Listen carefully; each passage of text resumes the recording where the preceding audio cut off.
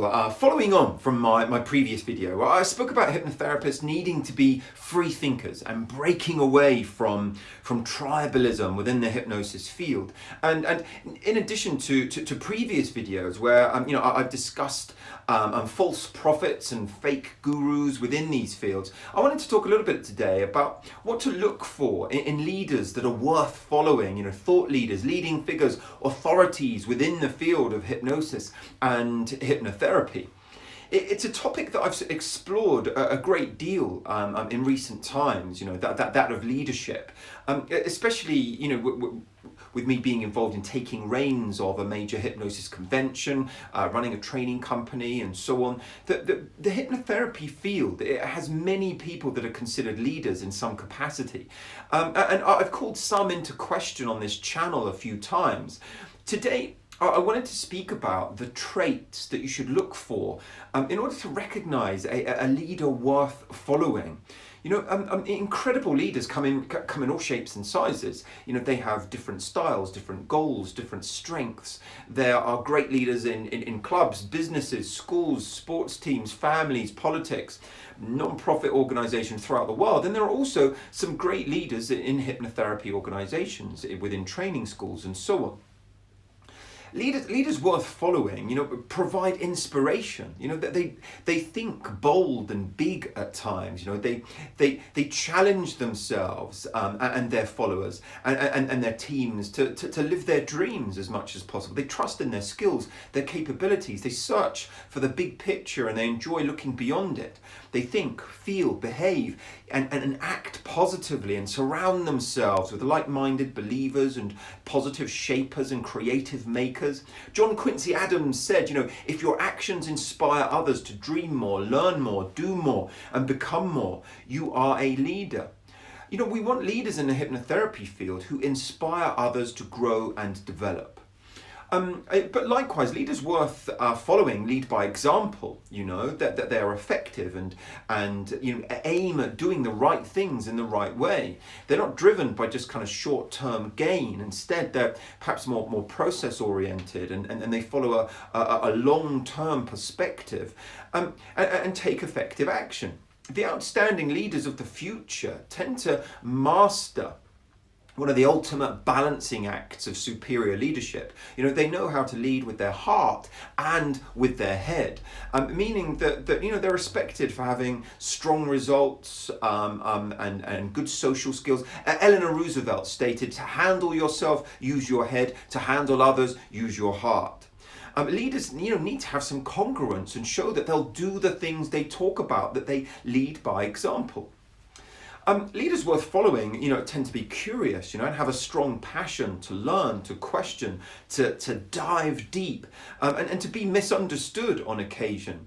And relentlessly, their interest goes far beyond their own industries, in our own field. They absorb what they come across in other ways. JFK once said, leadership and learning are indispensable to each other. So being open-minded, great leaders believe in you and that there's no limit to your personal growth. They are realistic optimists, they're being optimistic and realistic. And as such, they combine the two into a behavioral style that creates, a sense of open-mindedness and attention and focus. And this level of awareness and focus allows them to see many things perhaps not being noticed by others that are busy being busy. Happiness is a growth priority for good leaders. They define happiness not as daydreaming or seeing the world through rose-tinted glasses, but they consider the happiness and well-being of others as a kind of fundamental human right, well aligned with, not hiding behind things like economic growth and social responsibility. And they know what numerous studies show us, that happy people are healthier, more confident, more productive, more satisfied, more resilient.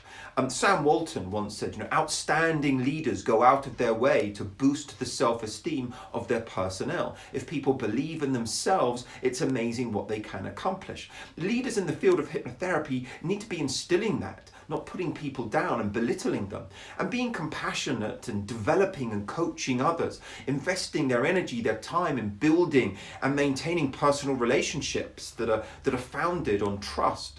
Trust is a core belief and value of leaders, who work hard at it. They're walking their talk, they're communicating frequently and openly, and sometimes they're taking a stand, even if it's not a very popular one. They empower others and they follow high ethical standards. Henry Adams once wrote, "A teacher affects eternity. He can never tell where his influence stops." I love that.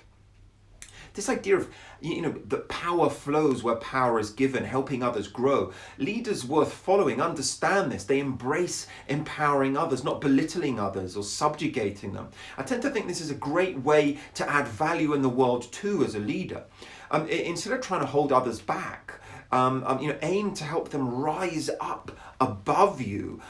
Good leaders should be doing that. And when they screw up, a leader owns up and moves on. We all make mistakes. However, upon making one, a really good leader accepts the blame, apologizes if necessary, does what they can to make it right, and buries the worry and moves on. Most people understand the first two steps, but fail to see those last kind of ideas through. Leaders that are worth following are proactive. Great leadership, it's this kind of constant work in progress. It's not always it's not always possible to progress in all the ways that we want. So we've got to be able to accept criticism, surround ourselves with people that will challenge our way of thinking, and so that we can, leaders will want to learn about other and different perspectives and help identify what they may have missed along the road. There's a famous Churchill quote that's really relevant here, that criticism may not be agreeable, but it is necessary. It fulfills the same function as pain in the human body. It calls attention to an unhealthy state of things.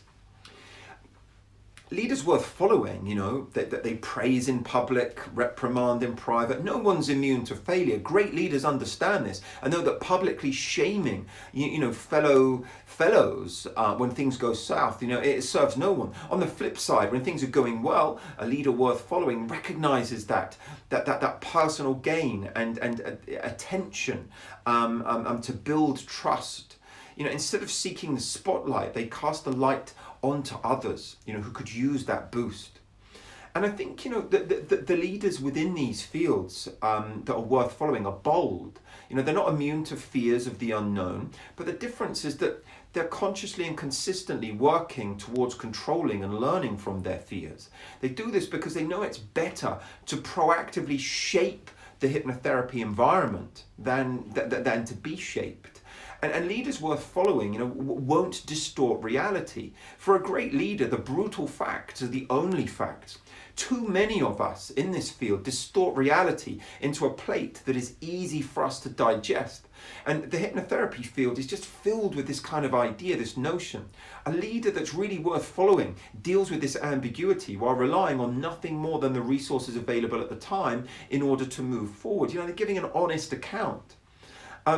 Leaders worth following listen actively. Listen to understand and simply wait for their turn to speak. For example, every leader worth following prioritizes their two ears over their one mouth. And they do this because they understand both relationships and breakthroughs are built by people who understand the wants and the needs of the field and those around them. Leaders worth following tend to be quite positive as well, great leaders, they're maintaining a positive attitude. They get up in the morning, they make an effort and have plans to accomplish wonderful things with their lives and for this profession. And push forward with a positive attitude and seeing, opportunities and possibilities in what's going on. And are looking for the good and looking to raise professionalism and raise standards and seek valuable lessons contained in problems or setbacks. and perhaps, consider failures as learning experiences. But, great leaders, they have a sense of meaning and a sense of purpose within areas of their life, and have clear, written, understood goals and plans, for example, but are clear about where they're going and what they'll have to do to get there. So there's a coherent message from that leader, so that their behavior is purposeful and goal directed. And these are people that are accomplishing stuff and accomplishing things that are notable and that can be observed. And I think, we need to be looking for that. Anyone can hold the helm when the sea is calm, said Publius Syrus. The acceptance of leadership, it's a great responsibility, as is being aware of those that you follow and choose to be in. And believe in, and that's it for today. Do subscribe to this channel. Do visit my college website for details about my classroom-based online and online training courses, my members area. Think about the leaders you follow in this hypnotherapy field. Goodbye for now.